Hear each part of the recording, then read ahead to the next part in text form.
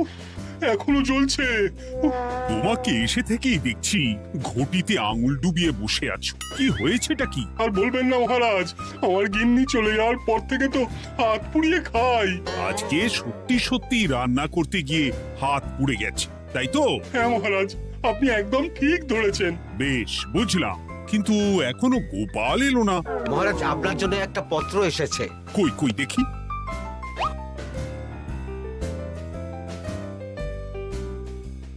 ঠিক আছে, তুমি এখন এসো। কিসের পত্র মহারাজ? দাঁড়াও, আগে গোপাল আসুক, তারপর বলছি। এই তো চলে এসেছি মহারাজ। দেখুন, আজকেও দেরি। আপনি কিছু গোপালকে বলেন না বলে লাই পেয়ে পেয়ে গোপাল আপনার মাথার উপরে উঠে গেছে। আমার নাম কি চুল নাকি যে মাথার উপরে উঠবো? আপনিও পারেন বটে। আমার নিজেরটাকেই চুল নেই। বাদ দাও, শোনো, আমি একটা নিমন্ত্রণ পত্র পেয়েছি। পাহাড়পুর রাজ্যের জমিদার বল্লভ নারায়ণ আমাকে নিমন্ত্রণ করেছেন। এ তো বেশ সুসংবাদ মহারাজ। পাহাড়পুর অপূর্ব সুন্দর রাজ্য, আপনি ঘুরে আসুন মহারাজ। না না না না না, আমি একা যাব না, তোমাকেও যে যেতে হবে। আজ বিকেলেই বেরোবো, তুমি জামা কাপড় গুছিয়ে রেখো। এ আমার পরম সৌভাগ্য মহারাজ। এ কি মহারাজ, গোপাল কেন যাবে? আমি কি দোষ করেছি? আমাকেও নিয়ে চলুন। না না না, তুমি রাজ্যের মন্ত্রী, আমি বেশ কিছুদিন থাকবো না, তাই রাজ্যটা তোমাকেই সামলাতে হবে। আচ্ছা আচ্ছা, আপনি তো রানীমাকেও নিয়ে যেতে পারতেন। আমি কোথায় কাকে নিয়ে যাব সেটা আমার একান্তই ব্যক্তিগত ব্যাপার। তুমি বেশি বোঝাতে এসো না মন্ত্রী। বেশ।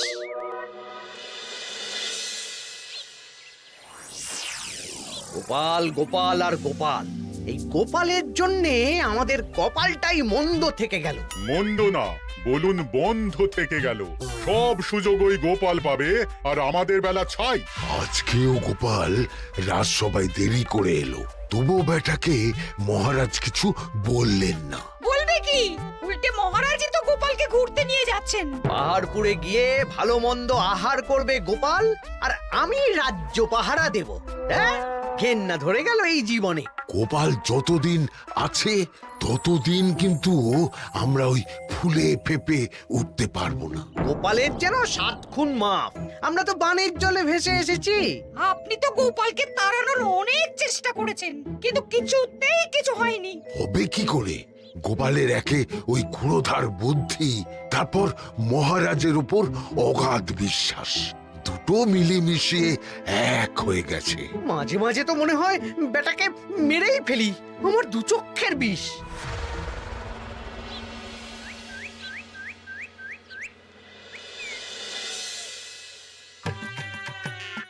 বলছি গিন্নি, কি এত তুমি পোটলায় বাঁধছো বলো তো?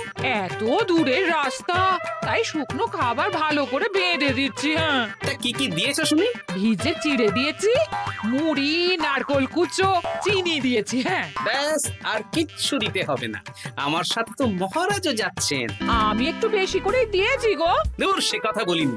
মহারাজ যাচ্ছেন তো, তাই মহারাজও নিশ্চয়ই রাজবাড়ি থেকে ভালো মন্দ খাবার নিয়ে আসবেন। যে যার নিজের তালে থাকে। কি আর করবো গিন্নি, উদরকে আদর করে যা সুখ তার অন্য কিছুতে নেই। বেশ বেশ, সাবধানে যেও। হ্যাঁ, তুমিও সাবধানে থেকো কিন্তু। আর নাতনি নাতনিগুলো এলে তাদের জানিয়ে দিও যে দাদু বেশ কিছুদিন থাকবে না। ঠিক আছে গো, ঠিক আছে। সাবধানে যাবেন মহারাজ।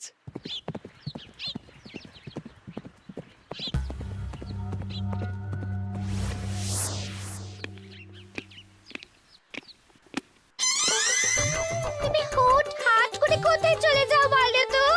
আমি বিকেলে তোমার জন্য মুচমুচে বেগুনি ভেজেছি। সে ঠিক আছে, কিন্তু তোমাকে এখন রান্নাঘরে থাকলে হবে না গিন্নি। ও মা, রাতের খাবার কে করবে শুনি? আমি তো এখন একটু একটু রান্না শিখে গেছি। এখন তোমাকে অন্য কাজ করতে হবে। কি কাজ? শোনো, বুঝতে পেরেছো তো? একদম জলের মতো পরিষ্কার বুঝে গেছি। তাহলে আর দেরি না করে যাও।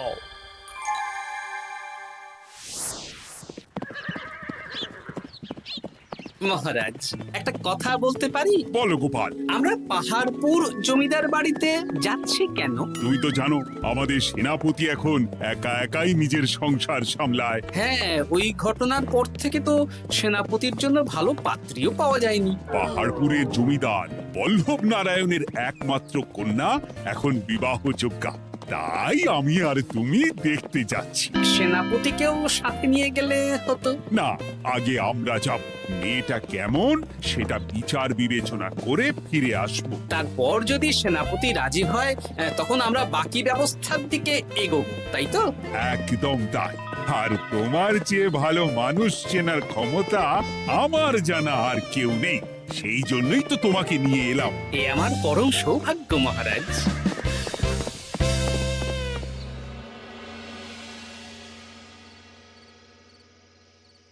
প্রণাম রানীমা। আরে মন্ত্রী গিন্নি যে, বলো বলো।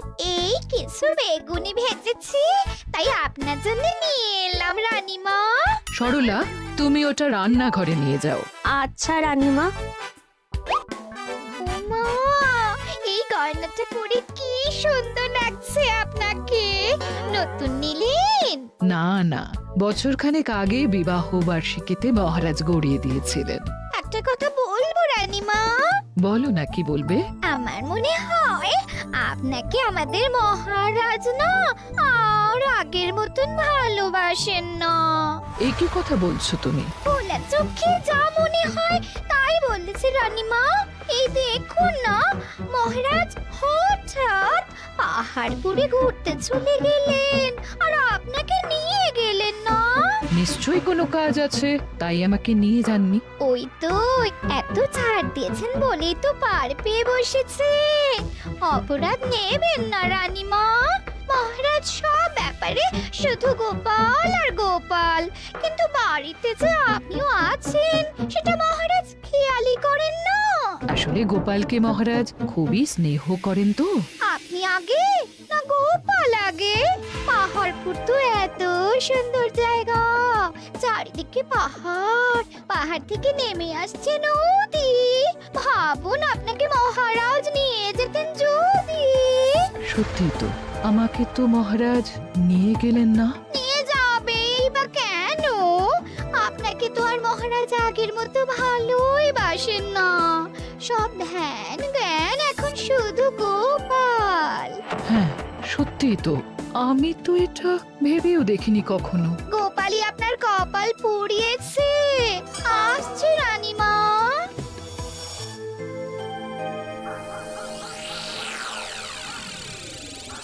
কি গো গিন্নি, আমি যেমন যেমন বলেছি তুমি তেমন তেমন রানীমাকে বুঝিয়েছো তো? হ্যাঁ হ্যাঁ, আমি একেবারে এমন ভাবে কানে পুষ্পমন্ত ঢেলেছি, রানীমার কান মাথা সব সব ভরে গেছে। এবার শুধু মাঝে মাঝে ইন্ধন জুগিয়ে যেতে হবে, বুঝলে? তারপরে তোমার পথের কাঁটা ফাঁকা হয়ে যাবে। আর একবার গোপাল সরে গেলেই আর কোনো চিন্তা নেই। দু হাত ভরে রোজগার করবে গো।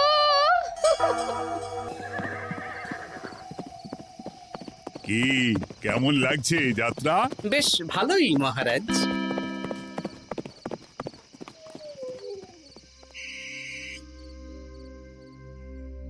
রানীমা, খাবার কি আমি এই ঘরে নিয়ে আসবো?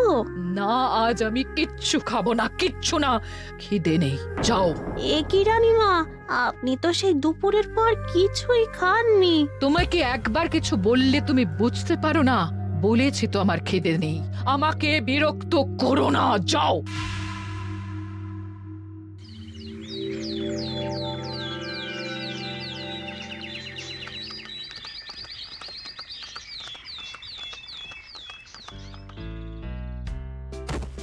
আসুন মহারাজ কৃষ্ণচন্দ্র, আসুন আসুন আসুন।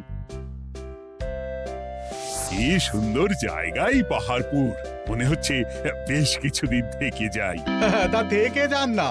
এখন যে কাজে এসেছি সেটা আগে করে নি, তারপর যদি সব ঠিকঠাক তখন তো আবার আসতে হবে। তাও ঠিক। এই বিমলা মা, এদিকে আয়। এই নিন কমলা লেবুর শরবত। বেশ সুন্দরী দেখতে মহারাজ। নিজের মেয়ে বলে বলছি না, বিমলা সব কাজ নিজের হাতে করে। বাড়িতে পাঁচটা দাসী আছে, তাদের কাজই করতে দেয় না। বাহ বাহ বাহ, ভালোই তো। আপনার মেয়েকে তো বেশ লক্ষ্মীমন্ত দেখতে। ও অনেক ছোটবেলায় মাকে হারিয়েছে, কিন্তু নিজের ইচ্ছে পড়াশুনো রান্না বান্না সব শিখেছে। যেমন হাতের রান্না তেমনই মাথায় বুদ্ধি। রান্না তো খেলেই বুঝতে পারবো। হ্যাঁ, আজ দুপুরে সব রান্না তো নিজের হাতেই করছে। আমি ওকে কিছু প্রশ্ন করতে চাই। দাঁড়িয়ে আছো কেন মা? বসো। মহারাজ, আপনার অনুমতি নিয়ে আমি বিমলাকে কিছু প্রশ্ন করতে চাই। করো না। আচ্ছা বিমলা, তোমার বয়স কত? আসছে শ্রাবণে আমি 19 বছরে পড়ব। আচ্ছা, শ্রাবণ মাসে জন্ম, বর্ষাকালে। বেশ বেশ। আচ্ছা বলো তো, মেঘের ডাকে জল ছেড়ে ডাঙায় উঠে পড়ে, মানুষ তাকে হাতে পেলে নিয়ে যায় ঘরে, এটা কি? কই মাছ। বাহ বাহ। এবার বলো তো, এমন কোন জিনিস যেটা একান্তই তোমার কিন্তু অন্যেরা বেশি ব্যবহার করে? আমার নাম। বাহ বাহ বাহ বাহ বাহ, খুব সুন্দর খুব সুন্দর। আপনার মেয়ের মাথায় বুদ্ধি আছে। আচ্ছা আচ্ছা, আরেকটা প্রশ্ন করব। বলো তো, একটা অঙ্ক পরীক্ষায় তোমার বাবা 100-তে 90 পেয়েছে, তুমি 100-তে 100 পেয়েছো, আর আমি 100-তে 95 পেয়েছি। তাহলে কে বেশি বুদ্ধিমান? আপনি বেশি বুদ্ধিমান। এমা, এটা তুই কি বললি রে? তুই তো 100-তে 100 পেয়েছিস, তাহলে তুই বেশি বুদ্ধিমান হবি না? না না, আমি হলে তো বুদ্ধিমতী হব। দারুণ দারুণ। জমিদার মশাই, আপনার মেয়ে সত্যিই বুদ্ধিমান। না মানে বুদ্ধিমতী।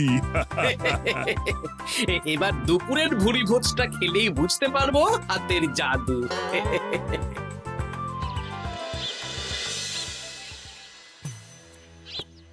রানীমা, বেলা হয়ে গেছে, এভাবে না খেয়ে থাকবেন না, আপনার শরীর খারাপ করবে। তোমাদের মহারাজ আসুক, তারপরে খাবো। যতদূর জানি মহারাজ আগামীকাল সকালে ফিরবেন। বেশ, আমাকে একটু শরবত করে এনে দাও, আর কিছু খাবো না। আচ্ছা রানীমা। বুঝলি, আজ পুকুর ঘাটে গিয়ে যা শুনলাম না। কি শুনলে? রানীমা গতকাল বিকেল থেকে কিচ্ছু খাচ্ছেন না, মহারাজের ওপর রাগ করে। এখন রানীমার রাগ, এরপর ভাগ গোপাল ভাগ।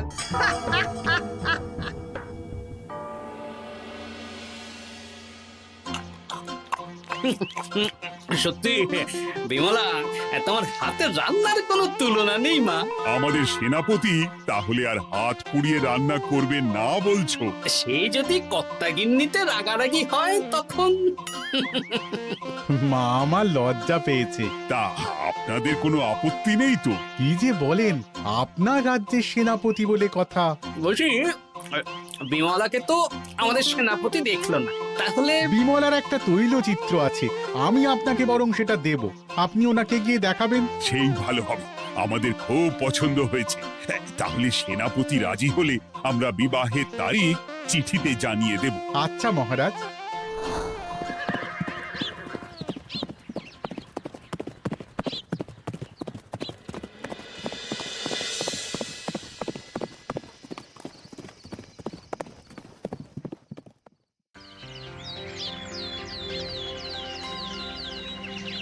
মহারাজ, আমি তাহলে আসি। যাওয়ার পথে আমি সেনাপতির সাথে কথা বলে নেব। হ্যাঁ হ্যাঁ গোপাল, এসো। বেশ ভালোই কাটলো পাহাড়পুরে। হ্যাঁ মহারাজ, অনেক ধকল গেছে, যান গিয়ে বিশ্রাম নিন।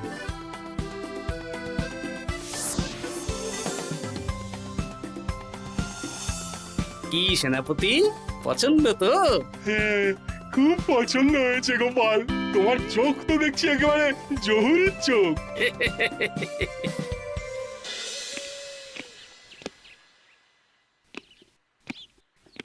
চিরটা কাল আপনি ওই গোপাল গোপাল করে কাটিয়ে দিন।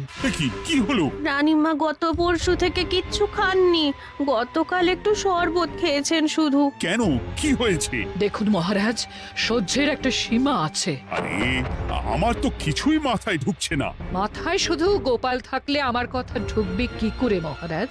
আপনি আমাকে আর আগের মতো ভালোবাসেন না মহারাজ। এসব কি বলছো রানী? ঠিকই বলছি। আপনি খেয়ালই করেননি যে আমি গলায় আপনার পছন্দের পান্নার হার পরেছি মহারাজ। আরে আমাকে বলার সুযোগ দেবে তো। দেখুন, আপনি পাহাড়পুরে ঘুরতে গেলেন, গোপালকে নিয়ে গেলেন। আমারও মনে হয় কোথাও ঘুরতে যাই মহারাজ। আরে গোপালকে নিয়ে যাওয়ার প্রয়োজন ছিল, তাই নিয়ে গেছি। গোপাল তো আপনার প্রিয়জন, তাই ওকেই আপনার প্রয়োজন। আমি তো কেউ না। দেখো, গোপাল আমার সব বিপদে আপদে পাশে থাকে, তাই ওকে ভরসা করি। সেটা তো তুমি খুব ভালো করে জানো। আজকের পরে হয় গোপাল থাকবে, না হলে আমি থাকবো। না না না, এ হতে পারে না। গোপালকে আমি সরাতে পারবো না, আর কাউকে সরানোর জন্য কোনো কারণ তো চাই। আর কারণ যদি আমি দিয়ে দিই? কি কারণ? আপনি গোপালকে বলবেন আমার সাথে আপনার ঝগড়া হয়েছে। বেশ, তাতে কি? আপনি গোপালকে বলবেন ও যেন আমাকে বলে আপনার কাছে ক্ষমা চাওয়ার জন্য, আর আমি ক্ষমা চাইবো না। ব্যাস, আপনি এই সামান্য কাজটা গোপালকে করতে না পারার জন্য ওকে তাড়িয়ে দেবেন। ওকে মাত্র 7 দিন সময় দেবেন। ব্যাস। ঠিক আছে, আমি এক্ষুনি গোপালকে ডেকে পাঠাচ্ছি। দেখো গোপাল, এখন যদি রানী আমার কাছে ক্ষমা না চায়, তাহলে কিন্তু আমি বাধ্য হব তোমাকে রাজসভা থেকে তাড়িয়ে দিতে। আচ্ছা মহারাজ, বুঝেছি। রানীমা আপনার কাছে ক্ষমা চাইবেন, কিন্তু তার জন্য আপনাকে আমার কথা মতো কিছু কাজ করতে হবে মহারাজ। কি কাজ বলো? বুঝেছেন? হ্যাঁ। না গোপাল, আমি মহারাজের কাছে ক্ষমা চাইতে পারবো না। দেখুন রানীমা, আমার মনে হয় আপনার ক্ষমা চাওয়াই উচিত। পুরুষ মানুষের মন বলে কথা, যদি বেশি দিন আপনি মহারাজের সাথে এরকম তিক্ত সম্পর্ক রাখেন, তাহলে কিন্তু মহারাজের মন অন্যদিকেও চলে যেতে পারে। এমনিতেও কি গোপাল? কিছু না রানীমা, শুধু এটুকু জেনে রাখুন, রাজবাড়ির মাঠে বাঁশ বাঁধা হবে। মানে কেন?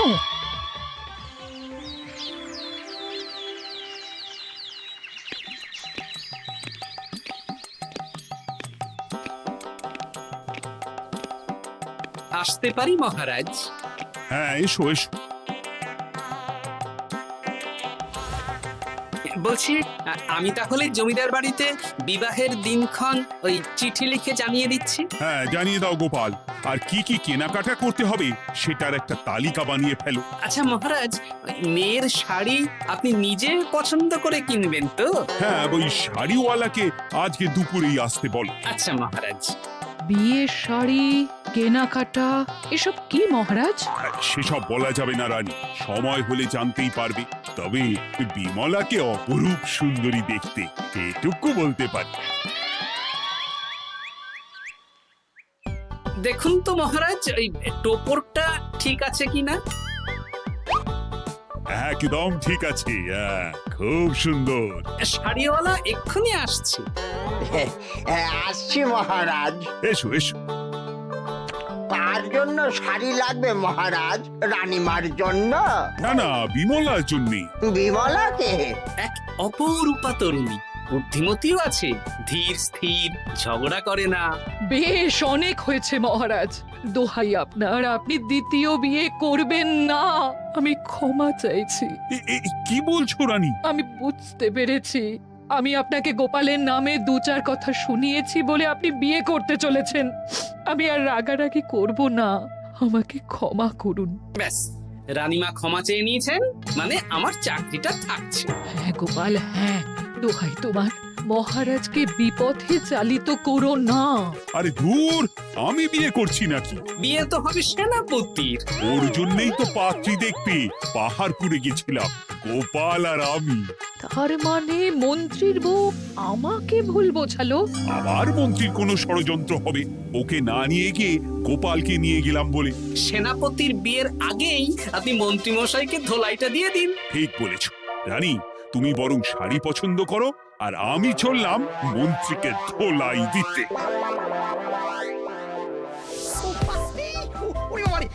তুমি এত নীচ, হ্যাঁ? তোমার গিন্নিকে দিয়ে রানীর কানে বিষ ঢালা। ভুল হয়ে গেছে, ক্ষমা করে দিন। এখন মন্ত্রীমশাই ভ্যাঁ করছেন, কদিন পরে সেনাপতির বিয়েতে প্যাঁ হবে ছাদনা তলায়।